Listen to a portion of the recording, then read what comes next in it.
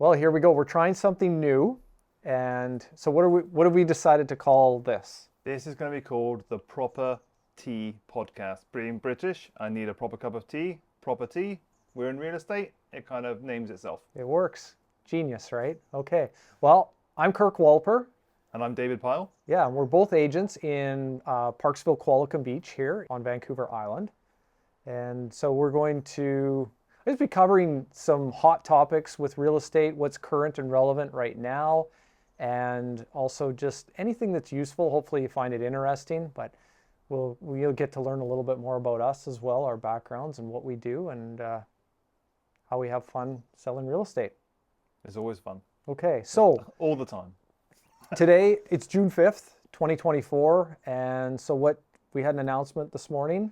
Interest rates. The Bank of Canada announced an interest rate decrease overnight, and it's actually my fault because I locked into a 5-year mortgage fixed rate last month, so this was bound to happen. Okay, well, I'm in the same boat. We locked into 3 years last month, so anyways, never fails, but oh well. Yep. And how do you think this is going to affect things, like right off the bat? Everyone's been waiting for this. Everyone's been saying, hey, it's going to be June, it's going to be July. Everyone's throwing their hat in the ring, but it's finally happened. It's been March of 2020 since the last rate drop. So Right. That's the whole way through COVID, all that craziness.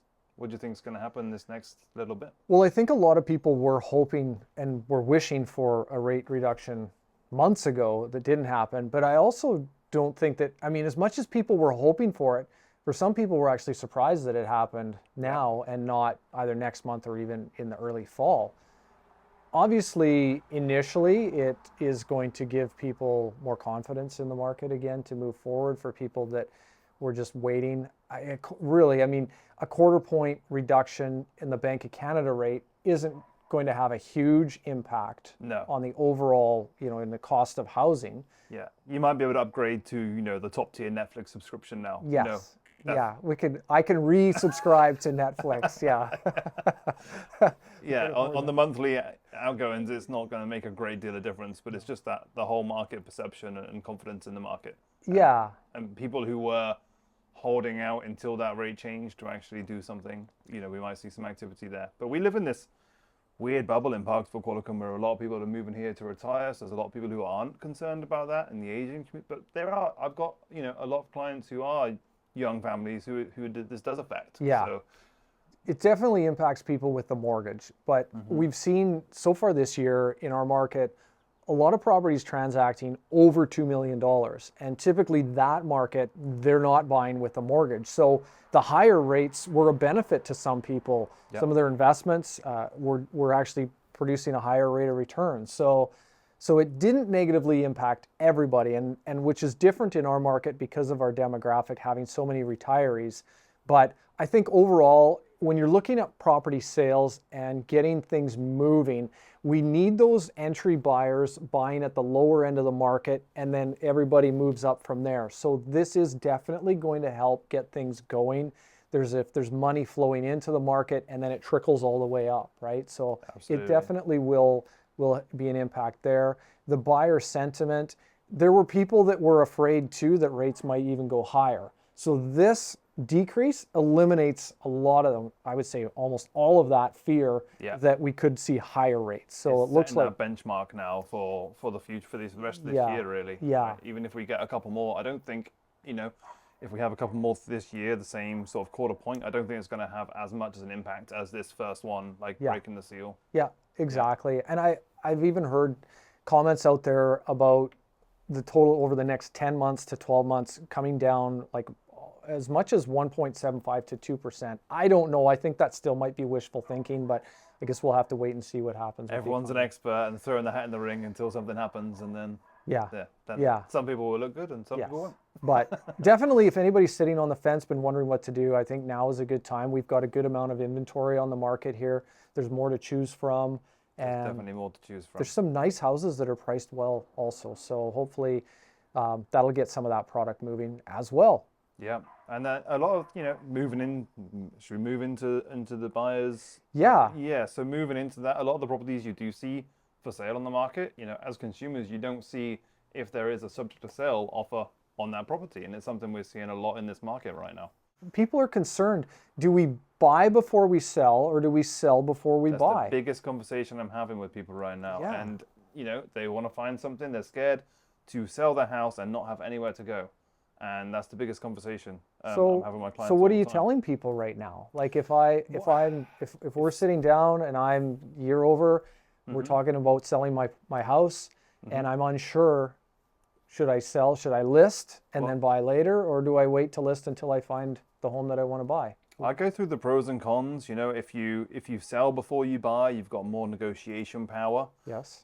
If you find the house you love, and then you put an offer on it subject to the sale, and then your house isn't selling as fast as you would like, someone else can come along, and they call it bumping. Yeah. They can bump your offer out of the way if there's a time clause, and then you can lose the house of your dreams. And when that happens, typically the buyer, nothing else will ever compare to that house ever again. They lost the one they wanted. Maybe they'll take the house off the market, and the whole thing's just a bad experience at that point. Whereas what I'm saying to people is, if the house is maybe a tough sell, maybe looking for the right buyer, it might not be the house to put on the market. If we think it's gonna sell fast and it's gonna be priced well, it's gonna show well, we think it's gonna move fast, they might feel more confident about putting a subject to sale offer in.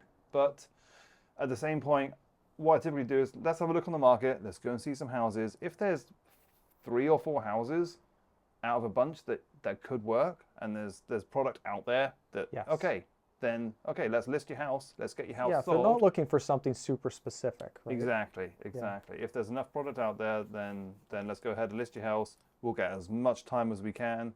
To look. Well, I think that when people write an offer subject to the sale of their home, it really gives a false sense of security. It makes you feel like you've got something tied up, but typically the only way that a seller is going to accept your offer that's conditional on the sale of your home is if you put that time clause on there. And whether it's 24 hours, 48 hours, or 72 hours, if a second buyer comes along and those sellers accept a second offer, you're getting the notice, and if you're not in a position to remove all your conditions, you're going to lose that house anyways. So really, if you're writing an offer subject to sale of yours, you may have to pay a little bit more to get that seller to accept your offer. And then it puts the pressure on to get yours sold. And so if you get any offer, even if it's lower on the sale of your house, you may be inclined to accept at a lower price, because now you feel like you don't want to lose the house. You're pushed. You got your eyes set on it. Yeah. So are there any other things you can do that you've seen, or that we could look at instead of writing that time clause offer subject to sale?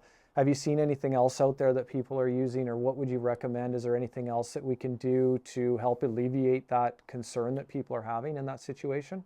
Well, what I've been doing is still using the time clause, but making sure your clients are properly protected. So if you're going to write a time clause, have a blackout period if the sellers will accept it of at least a couple of weeks. Right. So the time clause can't be invoked, so that it gives you time to get your house on the market. Yeah. Hopefully, you want to be ready to list. If you're putting a subject to sale, you want to be listing that house, within 2-3 days max. Yes.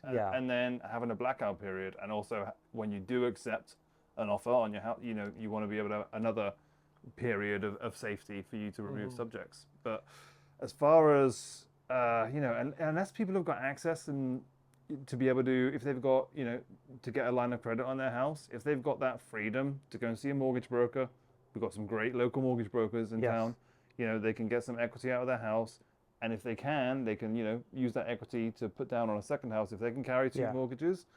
But it's people's comfort level with that, especially with the interest rates being what they are. It's not a cheap thing to carry 2 mortgages. Well, I think in most cases, even if people are in a position where they could afford to own both homes, it'd be very rare that they would actually end up having to actually own both. Yes. Right? Yes. So if you're going to write that offer, you can push the dates out, give yourself more time to sell your home. But if it came right down to it, yes, you could end up owning 2 homes. But if that property that you're looking at buying, if that is the one and you must have that home, then you do whatever you have to do. And some people, it's a mental block. They're just the thought of carrying 2 mortgages. And I think sometimes that's. So I've had some clients who have been mortgage free for 15 years. Well, you could take a small mortgage out on your home.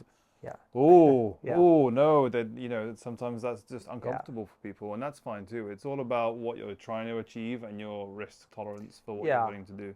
exactly. And you hear the nightmare stories of people that couldn't sell and the market turned and they had two houses going down in value and they had to sell one and liquidate it and created a lot of stress. I mean, the scenario that is quite rare, but you do hear about it happening. So you want to be realistic, price properly, and just do what's best for you at the time.